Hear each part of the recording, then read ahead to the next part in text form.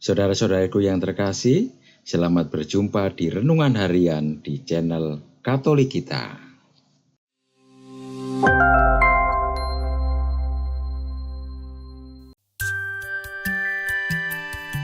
Hari ini, Minggu, 15 September 2024, hari Minggu biasa ke-24. Bacaan pertama. Bacaan diambil dari kitab Yesaya, bab 50, ayat 5 sampai dengan 9a. Tuhan Allah telah membuka telingaku, dan aku tidak memberontak, tidak berpaling ke belakang. Aku memberikan punggungku kepada orang-orang yang memukul aku, dan pipiku kepada orang-orang yang mencabuti janggutku. Aku tidak menyembunyikan mukaku ketika aku dinodai dan diludahi. Tetapi Tuhan Allah menolong aku, sebab itu aku tidak mendapat noda. Maka aku meneguhkan hatiku seperti teguhnya gunung batu, karena aku tahu bahwa aku tidak akan mendapat malu. Dia yang menyatakan aku benar telah dekat. Siapa yang berani berbantah dengan aku? Marilah kita tampil bersama-sama. Siapakah lawanku berperkara? Biarlah ia mendekat kepadaku. Sungguh, Tuhan Allah menolong aku. Siapakah yang berani menyatakan aku bersalah? Demikianlah sabda Tuhan. Syukur kepada Allah. Bacaan kedua. Bacaan diambil dari surat Rasul Yakobus, bab 2, ayat 14 sampai dengan 18. Saudara-saudaraku, apakah gunanya kalau seorang mengatakan bahwa ia beriman tetapi tidak mempunyai perbuatan? Dapatkah iman itu menyelamatkan dia? Misalnya saja, seorang saudara atau saudari tidak mempunyai pakaian dan kekurangan makanan sehari-hari.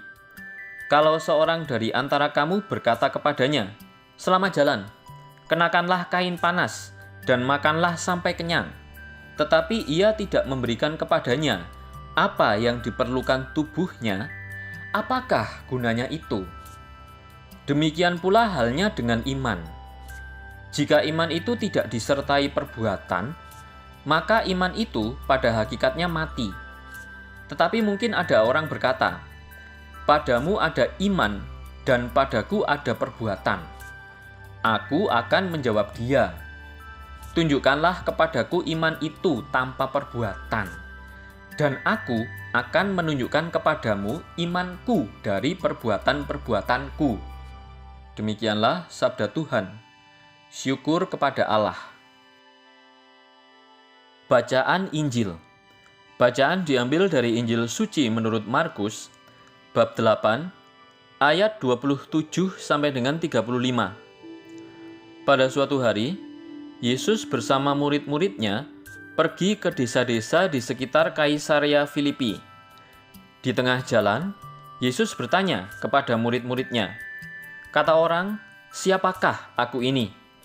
Para murid menjawab, "Ada yang mengatakan Yohanes Pembaptis, ada juga yang mengatakan Elia, ada pula yang mengatakan seorang dari para nabi." Yesus bertanya lagi kepada mereka, "Tetapi menurut kamu, siapakah aku ini?" Petrus menjawab, "Engkau adalah Mesias." Lalu Yesus melarang mereka dengan keras supaya jangan memberitahukan kepada siapapun tentang Dia. Kemudian mulailah Yesus mengajarkan kepada mereka bahwa Putra Manusia harus menanggung banyak penderitaan. Ia akan ditolak oleh tua-tua, oleh imam-imam kepala dan ahli-ahli Taurat, lalu dibunuh, dan bangkit sesudah 3 hari. Hal ini dikatakannya dengan terus terang. Tetapi Petrus menarik Yesus ke samping dan menegurnya dengan keras. Lalu berpalinglah Yesus, dan sambil memandang murid-muridnya, ia menegur Petrus dengan keras, "Enyahlah iblis, sebab engkau bukan memikirkan apa yang dipikirkan Allah, melainkan apa yang dipikirkan manusia." Lalu Yesus memanggil orang banyak dan murid-muridnya dan berkata kepada mereka, Jika seseorang mau mengikuti aku, ia harus menyangkal dirinya, memanggul salibnya, dan mengikuti aku. Karena siapa saja yang mau menyelamatkan nyawanya, ia akan kehilangan nyawanya. Tetapi siapa saja yang kehilangan nyawanya karena aku dan karena Injil, ia akan menyelamatkannya. Demikianlah sabda Tuhan. Terpujilah Kristus. Murid Yesus. Engkau adalah Mesias. Kiranya perkataan Petrus ini berasal dari pertanyaan Yesus kepada para murid. Tetapi menurut kamu, siapakah aku ini? Dirasa Yesus tidak puas dengan jawaban banyak orang mengenai dirinya. Ia ingin mengetahui sejauh mana para murid mengenalnya. Telah cukup lama mereka mengikutinya, bahkan hidup bersama dengannya. Dengan ini, dapat kita andaikan mereka memiliki pengenalan yang lebih tentang Yesus dibandingkan dengan orang lain. Jawaban Petrus di luar dari jawaban orang-orang lain. Banyak orang menyamakan Yesus dengan Yohanes Pembaptis, Elia, ataupun seorang dari para nabi. Ia menyatakan Yesus sebagai Mesias. Ia melihat dalam dirinya terpancar lebih dari seorang nabi. Jawabannya sungguh melegakan, meski masih menyisakan pertanyaan bagi kita, yakni apakah gambarannya mengenai Mesias sama dengan kemesiasan yang dihidupi oleh Yesus sendiri? Bacaan minggu ini kiranya memberi penegasan adanya perbedaan pandangan mengenai kemesiasan Yesus. Seperti kebanyakan orang Yahudi, Petrus memiliki bayangan bahwa Mesias sebagai seseorang yang diutus Allah untuk membebaskan bangsa Israel dari penjajahan. Ia bermartabat raja dari keturunan Daud yang diurapi Allah dan membawa kemakmuran bagi umat Israel. Bahkan mereka meyakini bahwa Mesias akan mampu memimpin bangsa-bangsa lain. Singkat kata, Petrus memiliki gambaran Mesias yang sama dengan orang Yahudi lainnya.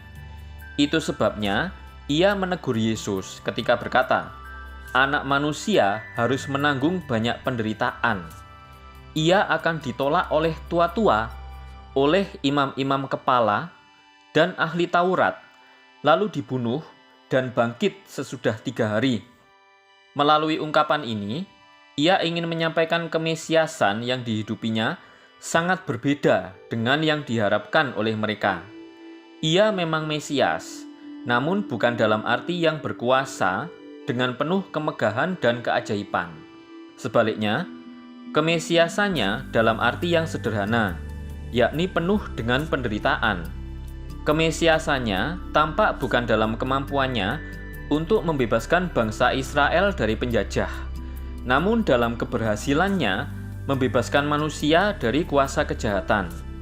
Seluruh pelayanannya tidak dimaksudkan untuk memberi kemakmuran duniawi bagi Israel, namun mendatangkan karya keselamatan Allah bagi seluruh manusia. Oleh karena itu, ia rela menderita dan menyerahkan diri hingga wafat di kayu salib demi penebusan dosa manusia. Sungguh tampak sekali Yesus menghidupi kemesiasannya yang ada dalam bacaan pertama. Di situ digambarkan bahwa seorang hamba memberikan punggungnya kepada yang memukulnya, memberikan pipinya kepada yang mencabut janggutnya, dan tidak menyembunyikan mukanya ketika dinodai dan diludahi oleh orang-orang yang menuntut kematiannya. Hanya satu yang menjadi jaminannya, yakni Tuhan Allah pasti menolongnya. Lihat Yesaya bab 50 ayat 9a. Perlu diketahui bahwa penderitaan dan kematian yang dialami Yesus bukanlah kesia-siaan belaka. Ia rela melakukan itu demi mengalahkan kuasa kejahatan. Disinilah keberhasilan dan tanda kemenangannya. Penderitaan dan kematiannya di kayu salib menjadi jalan menuju pemuliaan dirinya dan penebusan dosa manusia. Itu sebabnya ia mengajak semua murid untuk mengikuti jalan salibnya menuju keselamatan kekal. Dengan demikian, kita bisa memahami ajakannya. Jika seseorang mau mengikuti aku, ia harus menyangkal dirinya, memanggul salibnya, dan mengikuti aku. dari Markus bab 8 ayat 34. Menyangkal diri dan memikul salib merupakan konsekuensi yang harus ditanggung oleh setiap murid yang mau mengikutinya agar nantinya memperoleh hidup kekal. Tulisan oleh R.P. Dhani Pamungkas Okarm. Marilah berdoa.